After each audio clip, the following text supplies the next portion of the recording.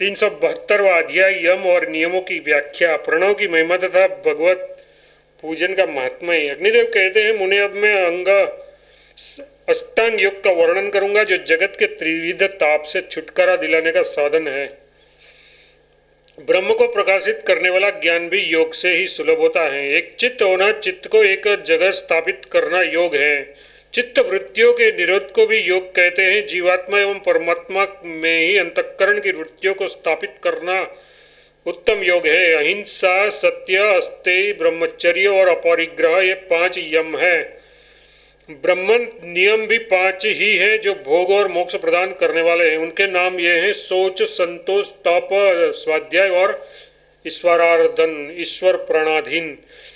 किसी भी प्राणी को कष्ट न पहुंचाना अहिंसा है। अहिंसा सबसे उत्तम धर्म है। जैसे राह चलने वाले अन्य सभी प्राणियों के पदचिन्ह हाथी के चरण चिन्ह में समा जाते हैं, उसी प्रकार धर्म के सभी साधन अहिंसा में यथार्थ माने गए हैं। हिंसा के 10 भेद हैं: किसी को उद्वेग में डालना, संताप देना, रोगी बनाना, शरीर से रक्त निकालना, चुगली खाना, किसी के हित में अत्यंत बाधा पहुंचाना, किसी के छिपे हुए रहस्य का उद्घाटन करना, किसी को सुख से वर्जित करना, अकारण कैद करना और प्राण दंड देना। जो बात दूसरे प्राणियों के लिए अत्यंत हितकर है वह सत्य है। सत्य का वही लक्षण है। सत्य बोले किंतु प्रिय बोले, अप्रिय सत्य कभी न बोले। इसी प्रकार प्रिय असत्य भी मुंह से न निकाले, ये सनातन धर्म है। ब्रह्मचर्य कहते हैं मैथुन के त्याग को। मैथुन 8 प्रकार का होता है: स्त्री का स्मरण, उसकी चर्चा, उसके साथ क्रीड़ा करना, उसकी ओर देखना, उसके लुक छिपकर बातें करना, उसे पाने का संकल्प, उसके लिए उद्योग तथा क्रिया निवृत्त मतलब स्त्री से साक्षात समागम, ये मैथुन के 8 अंग हैं।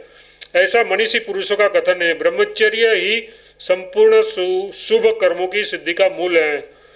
उसके बिना सारी क्रिया निष्फल हो जाती है। वशिष्ठ, चंद्रमा, सूर्य, शुक्र, देवताओं के आचार्य बृहस्पति तथा पितामह ब्रह्मा जी ये तपोवृद्ध और वयोवृद्ध होते हुए भी स्त्रियों के मोह में फंस गए। गौड़ी, पेष्टी और माधवी ये 3 प्रकार की सुरा जाननी चाहिए। इसके बाद चौथी सुरा स्त्री है जिसने सारे जगत को मोहित कर रखा है। मदिरा को तो पीने पर ही मनुष्य मतवाला होता है, परंतु युवती स्त्री को देखते ही उन्नत हो उठता है। नारी देखने मात्र से ही मन में उन्माद करती है, इसीलिए उसके ऊपर दृष्टि न डाले। मन, वाणी और शरीर द्वारा चोरी से सर्वथा बचे रहना अस्तेय कहलाता है। यदि मनुष्य बलपूर्वक दूसरे की किसी भी वस्तु का अपहरण करता है तो उसे अवश्य त्रिक योनि में जन्म लेना पड़ता है। यही दशा उसकी भी होती है जो हवन किए बिना ही बलि वैश्वदेव के द्वारा देवता आदि का भाग अर्पण किए बिना ही अविश्य भोज पदार्थ का भोजन कर लेता है। कौपीन अपने शरीर को ढकने वाला वस्त्र, शीत का कष्ट निवारण करने वाली कंथा मतलब गुदड़ी और खड़ाऊ इतनी ही वस्तु साथ रखे, उसके सिवा और किसी वस्तु का संग्रह न करे। यही अपरिग्रह है। शरीर की रक्षा के साधनभूत वस्त्र आदि का संग्रह किया जा सकता है। धर्म के अनुष्ठान में लगे हुए शरीर की यत्नपूर्वक रक्षा करनी चाहिए। शौच 2 प्रकार का बताया गया है: बाह्य और अभ्यंतर। मिट्टी और जल से बाह्य शुद्धि होती है और भाव की शुद्धि को अभ्यंतर शुद्धि कहते हैं। दोनों ही प्रकार से जो शुद्ध है वही शुद्ध है, दूसरा नहीं। प्रारब्ध के अनुसार जैसे तैसे जो कुछ भी प्राप्त हो जाए उसी में हर्ष मानना चाहिए, संतोष कहलाता है। मन और इंद्रियों की एकाग्रता को तप कहते हैं। मन और इंद्रियों पर विजय पाना सब धर्मों से श्रेष्ठ धर्म कहलाता है। तप 3 प्रकार का होता है: वाचिक, मानसिक और शारीरिक। मंत्र जप आदि वाचिक, आसक्ति का त्याग मानसिक और देव पूजा आदि शारीरिक तप है। ये तीनों प्रकार का तप सब कुछ देने वाला है। वेद प्रणव से ही आरंभ होते हैं, अतः प्रणव में संपूर्ण वेदों की स्थिति है। वाणी का जितना भी विषय है सब प्रणव है, इसलिए प्रणव का अभ्यास करना चाहिए। ये स्वाध्याय के अंतर्गत है। प्रणव यथार्थ ओमकार में अकार उकार तथा अर्धमात्रा विशिष्ट मकार हैं। तीन मात्राएं, तीनों वेद, पूर्व आदि तीन लोग, तीन गुण, जागृत, स्वप्न और सुषुप्त, ये तीन अवस्था तथा ब्रह्मा विष्णु और शिव ये तीनों देवता प्रणव रूप हैं। ब्रह्मा विष्णु और रुद्र, स्कंद, देवी और महेश्वर तथा प्रद्युम्न, श्री और वासुदेव ये सब क्रमशः ओमकार के ही स्वरूप हैं। ओमकार मात्र से रहित अथवा अनंत मात्राओं से युक्त है। वह देव दैत्य की निवृत्ति करने वाला तथा शिव स्वरूप है। ऐसे ओमकार को जिसने जान लिया वही मुनि है, दूसरा नहीं। प्रणव की चतुर्थी मात्रा मतलब जो अर्धमात्रा के नाम से प्रसिद्ध है, गांधारी कहलाती है। वही प्रयुक्त होने पर मूर्धा में लक्षित होती है। वही तूर्य नाम से प्रसिद्ध परब्रह्म है। वह ज्योतिर्मय है। जैसे घड़े के भीतर रखा हुआ दीपक यहाँ प्रकाश करता है, वैसे ही मूर्धा में स्थित परब्रह्म भी भीतर अपनी ज्ञानमयी ज्योति छिटकाए रहता है। मनुष्य को चाहिए कि मन से हृदय कमल में स्थित आत्मा या ब्रह्म का ध्यान करे और जिह्वा से सदा प्रणव का जप करता रहे। यही प्रणव ईश्वर प्रणिधान है। प्रणव धनुष है, जीवात्मा बाण है तथा ब्रह्म उसका लक्ष्य कहा जाता है। सावधान होकर उस लक्ष्य का भेदन करना चाहिए और बाण के समान उसमें तन्मय हो जाना चाहिए। ये एकाक्षर मतलब प्रणव ही ब्रह्म है। ये एकाक्षर ही परम तत्व है। इस एकाक्षर ब्रह्म को जानकर जो जिस वस्तु की इच्छा करता है उसी को उसकी प्राप्ति हो जाती है। इस प्रणव का देवी गायत्री छंद है, अंतर्यामी ऋषि है, परमात्मा देवता है तथा भोग और मोक्ष की सिद्धि के लिए इसका विनियोग किया जाता है। उसके अंग अन्यास की विधि इस प्रकार है। ओम भूर अज्ञात्मने हृदयाय नमः। इस मंत्र से हृदय का स्पर्श करे। ओम भुव प्रजापत्यने शीर्षे स्वाहा, ऐसा कहकर मस्तक का स्पर्श करे। ओम स्वः सर्वात्मने शिखाय वसट। इस मंत्र से शिखा का स्पर्श करे। अब कवच बताया जाता है। ओम भूर्भुवः स्वः सत्यात्मने कवचाय हुम।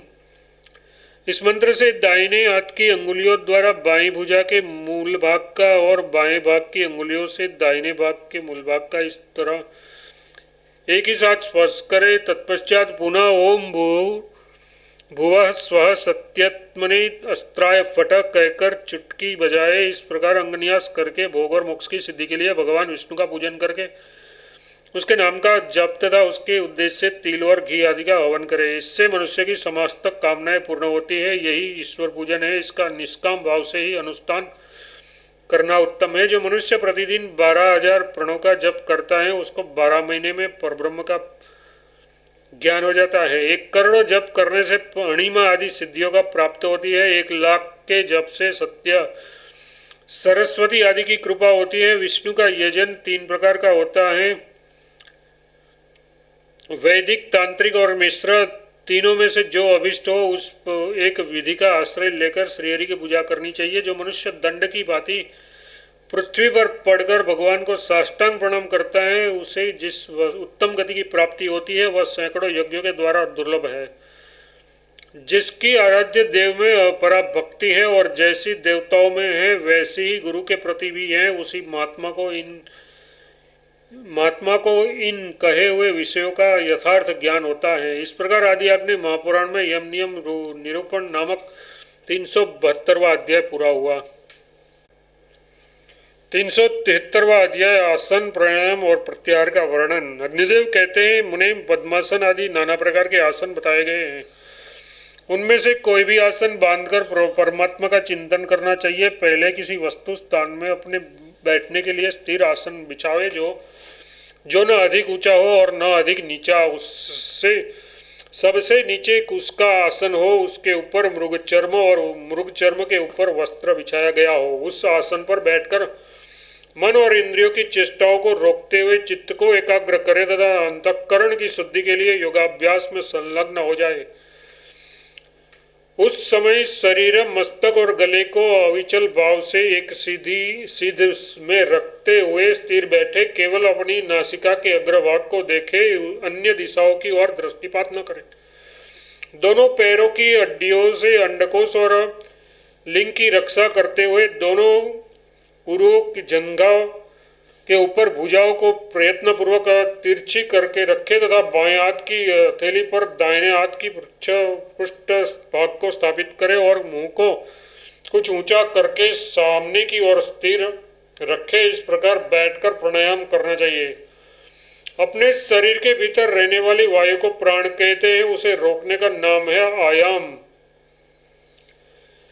अतः प्राणायाम का अर्थ हुआ प्राणवायु को रोकना। उसकी विधि इस प्रकार है। अपनी अंगुली से नासिका के एक छिद्र को दबाकर दूसरे छिद्र के उधर स्थित वायु को बाहर निकाले। रेचन यथार्थ बाहर निकालने के कारण इस क्रिया को रेचक कहते हैं। तत्पश्चात चमड़े की धोकनी के समान शरीर को बाहरी वायु से भर जाने पर कुछ काल तक स्थिर भाव में बैठा रहे। बाहर से वायु की पूर्ति करने के कारण इस क्रिया का नाम पूरक है। वायु भर जाने के पश्चात जब साधक न तो भीतर वायु को छोड़ता है और न बाहर वायु की ग्रहण ही करता है, अपितु भरे हुए घड़े की भांति अविचल भाव से स्थिर रहता है, उस समय कुंभवत स्थित रहने के कारण उसकी वह चेष्टा कुंभक कहती है। 12 मात्रा मतलब पल का एक उद्दात होता है। उतनी देर तक वायु को रोकना कनिष्ठ श्रेणी का प्राणायाम है। दो उद्दात मतलब 24 मात्रा तक किया जाने वाला कुंभक मध्यम श्रेणी का माना गया है तथा 3 उद्दात यानी 36 मात्रा तक का कुंभक उत्तम श्रेणी का माना प्राणायाम है। जिससे शरीर के पसीने निकलने लगे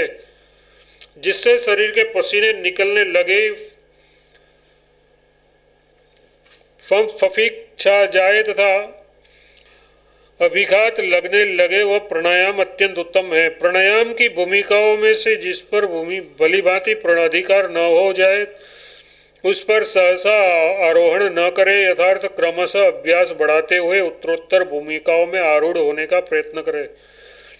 प्राण को जीत लेने पर हिचकी और सांस आदि के रोग दूर हो जाते हैं तथा मूल मूत्रादि के दोष भी धीरे धीरे कम हो जाते हैं।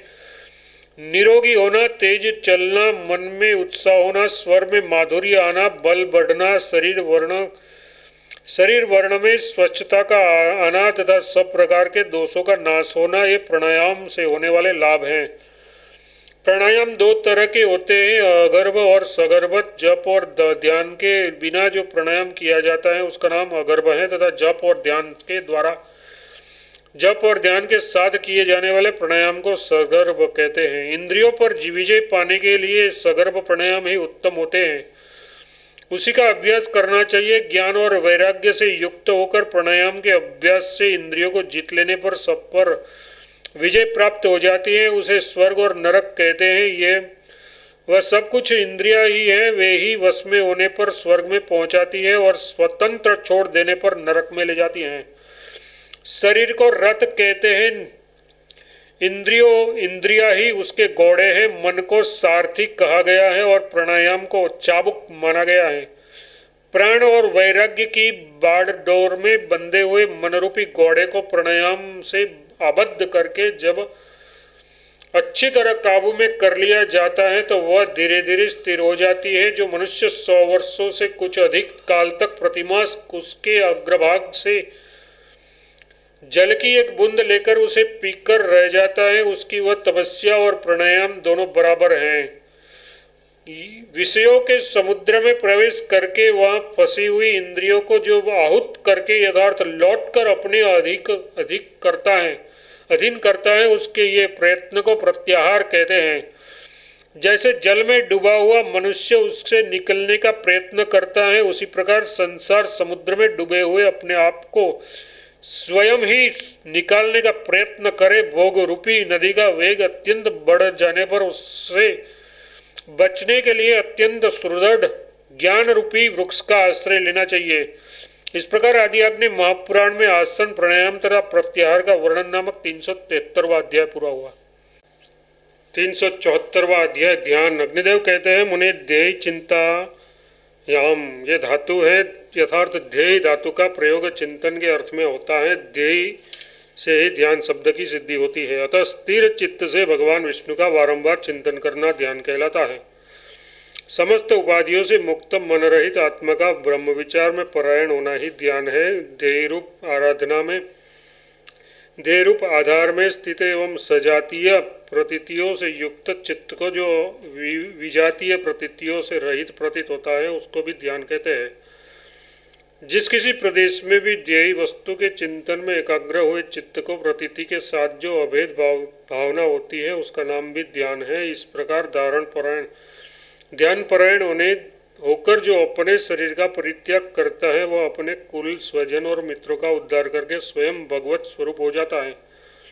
इस तरह जो प्रतिदिन एक या आधे मुहूर्त तक भी श्रद्धापूर्वक श्रीहरि का ध्यान करता है वह भी जिस गति को प्राप्त करता है उसे संपूर्ण महायज्ञों के द्वारा भी कोई नहीं पा सकता।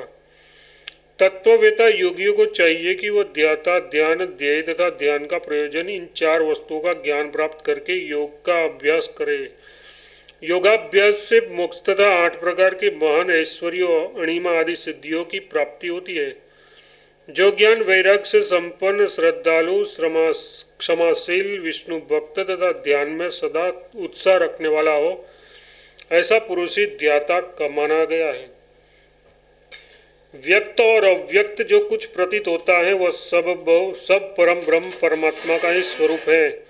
इस प्रकार विष्णु का चिंतन करना ध्यान कहलाता है। सर्वज्ञ पुरुष परमात्मा श्रीहरि को संपूर्ण कलाओं से युक्त तथा निष्कल जानना चाहिए। अणिमा आदि ऐश्वर्यों की प्राप्ति तथा मोक्ष ये ध्यान के प्रयोजक हैं।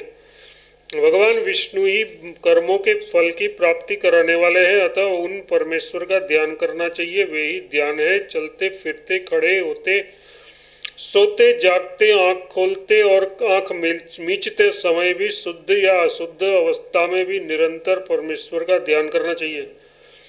अपने देह रूपी मंदिर के भीतर मन में स्थित हृदय कमल रूपी पीठ के मध्य भाग में भगवान केशव की स्थापना करके ध्यान योग के द्वारा उनका पूजन करे। ध्यान यज्ञ श्रेष्ठ, शुद्ध और सब दोषों से रहित तो है। उसके द्वारा भगवान का यजन करके मनुष्य मोक्ष प्राप्त कर सकता है। बाह्य शुद्धि से युक्त योगों द्वारा भी इस फल की प्राप्ति नहीं हो सकती है। हिंसा आदि दोषों से मुक्त होने के कारण ध्यान अंतःकरण की शुद्धि का प्रमुख साधन और चित्त को वश में करने वाला है। इसलिए ध्यान यज्ञ सबसे श्रेष्ठ और मोक्ष रूपी फल प्रदान करने वाला है। अतः अंत शुद्ध, अशुद्ध एवं अनित्य बाह्य साधन यज्ञ आदि कर्मों का त्याग करके योग का ही विशेष रूप से अभ्यास करें। पहले विकार युक्त, अव्यक्त तथा भोग्य भोग से युक्त तीनों गुणों का क्रमशः अपने हृदय में ध्यान करें। तमोगुण को रजोगुण से आच्छादित करके रजोगुण को सत्वगुण से आच्छादित करें। इसके बाद पहले कृष्ण, फिर रक्त, तत्पश्चात श्वेत वर्ण और तीनों मंडलों का क्रमशः ध्यान करें। इस प्रकार जो गुणों का ध्यान बताया गया है वह अशुद्ध ध्येय है। उसका ध्यान त्याग करके शुद्ध ध्येय का चिंतन करे। पुरुष मतलब आत्मा सत्योपाधिक गुणों से अतीत 24 तत्वों से परे 25वां तत्व है, वो ये शुद्ध ध्येय है। पुरुष के ऊपर उन्हीं की नाभि से प्रकट हुआ एक दिव्य कमल स्थित है जो प्रभु का ऐश्वर्य ही जान पड़ता है। उसका विस्तार 12 अंगुल है। वह शुद्ध विकसित तथा श्वेत वर्ण का है। उसका मृणाल 8 अंगुल का है। उस कमल के 8 पत्तों को अणिमा आदि 8 ऐश्वर्य जानना चाहिए। उसकी कर्णिका केसर ज्ञान तथा नाल उत्तम वैराग्य है। विष्णु धर्म ही उसकी जड़ है। इस प्रकार कमल का चिंतन करे। धर्म, ज्ञान, वैराग्य एवं एक कल्याणमय ऐश्वर्य स्वरूप उस श्रेष्ठ कमल को जो भगवान का आसन है जानकर मनुष्य अपने सब दुखों से छुटकारा पा जाता है। उस कमल कर्णिका के मध्य भाग में ओमकार में ईश्वर का ध्यान करे। उनकी आकृति शुद्ध दीप शिखा के समान दीप्यमान एवं अंगूठे के बराबर है। वे अत्यंत निर्मल है। कदम्ब पुष्प के समान उनका गोलाकार स्वरूप तारा की भांति स्थित है, अथवा कमल के ऊपर प्रकृति और पुरुष से भी अतीत परमेश्वर विराजमान है, ऐसा ध्यान करे तथा परम अक्षर ओमकार का निरंतर जप करता रहे। साधक को उनका अपने मन को स्थिर करने के लिए पहले स्थूल का ध्यान करना चाहिए, फिर क्रमशः मन के स्थित हो जाने पर उसे सूक्ष्म तत्व के चिंतन में लगना चाहिए। अब कमल आदि का ध्यान दूसरे प्रकार से बताया जाता है। नाभि मूल में स्थित हो, जो कमल की नाल है उसका विस्तार 10 अंगुल है। नाल के ऊपर अष्टदल कमल है जो 12 अंगुल विस्तृत है। उसकी कर्णिका के केसर में सूर्य, सोम तथा अग्नि 3 देवताओं का मंडल है। अग्निमंडल के भीतर शंख, चक्र, गदा एवं पद्म धारण करने वाले चतुर्भुज विष्णु अथवा 8 भुजाओं से युक्त भगवान श्रीहरि विराजमान है। अष्टभुज भगवान के हाथों में शंख चक्रादि के अतिरिक्त सांग, धनुष, अक्षमाला, पास तथा अंकुश शोभा पाते हैं। उनके श्री विग्रह का वर्ण श्वेत एवं सुवर्ण के समान उदीप्त है। अर्थ, वृक्ष स्थल में श्रीवत्स का चिन्ह और कौस्तुभ मणि शोभा पा रहे हैं। गले में वनमाला और सोने का हार है। कानों में मकराकार कुंडल जगमगा रहे हैं। मस्तक पर रत्नमय उज्ज्वल किरीट शोभित है। श्री अंगों पर पीताम्बर शोभा पाता है। वे सब प्रकार के आभूषणों से अलंकृत है। उनका आकार बहुत बड़ा अथवा एक बेते का है। जैसी इच्छा हो वैसी ही छोटी या बड़ी आकृति का ध्यान करना चाहिए। ध्यान के समय ऐसी भावना करें कि मैं ज्योतिर्मय ब्रह्म हूँ, मैं ही नित्य मुक्त प्रणव रूप वासुदेव परमात्मा हूँ। ध्यान से थक जाने पर मंत्र का जप करे और जप से थक जाने पर ध्यान करे। इस प्रकार जो जप और ध्यान आदि में लगा रहता है उसके ऊपर भगवान विष्णु शीघ्र ही प्रसन्न होते हैं।